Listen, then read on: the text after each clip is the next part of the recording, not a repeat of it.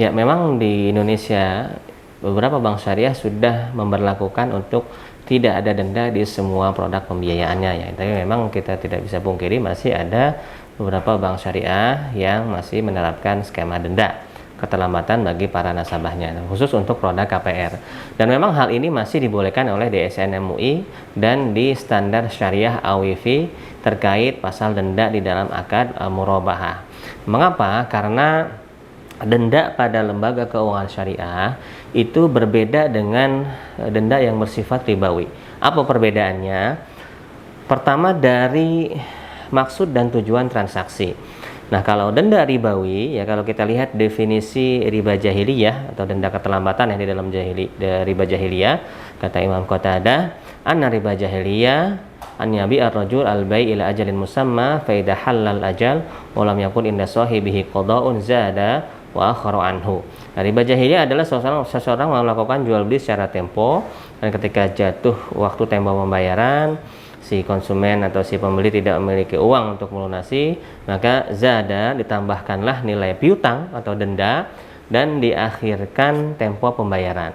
Nah, kalau kita merujuk ke definisi riba jahiliyah ini, maka ada perbedaan antara denda yang bersifat ribawi dengan denda yang tidak bersifat ribawi yang ada di lembaga keuangan syariah. Nah, yang pertama dari sisi maksud dan tujuan transaksi. Kalau denda ribawi itu maksud dan tujuannya adalah untuk melipat gandakan keuntungan, ya, untuk mendapatkan keuntungan. Sedangkan denda yang ada di lembaga keuangan syariah itu tidak ditujukan untuk mendapatkan keuntungan. Buktinya apa? Buktinya secara pembukuan bank tidak mengambil denda itu sebagai pendapatan, tapi wajib disalurkan ke sektor sosial. Itu yang pertama. Kenapa tidak bisa disamakan ya antara denda ribawi dengan denda yang ada di bank syariah. Kemudian yang kedua ya konsekuensi denda ya, objek pengenaan denda ya. Nah, kalau di denda ribawi, nasabah yang tidak mampu ya, seperti definisi yang tadi saya sampaikan, itu dikenakan denda.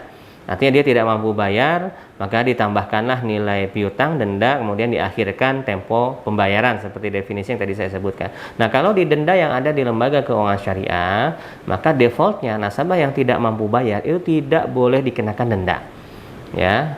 Artinya kalau dia memang ada uzur syar'i atau force majeure, maka tidak boleh dikenakan denda. Nah, yang dikenakan denda siapa? Yaitu nasabah yang sebetulnya dia bukan orang yang tidak mampu.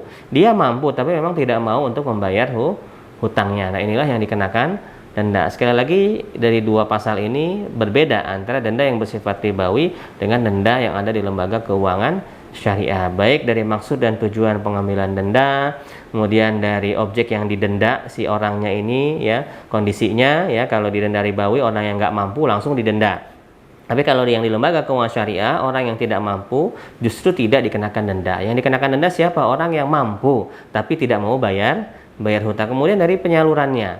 Nah, kalau denda ribawi, penyalurannya ini langsung dimakan atau dijadikan pendapatan oleh pihak lembaga keuangan. Nah, kalau denda yang ada di bank syariah, maka itu disalurkan ke sektor sosial ya, kepada fakir miskin, seperti itu.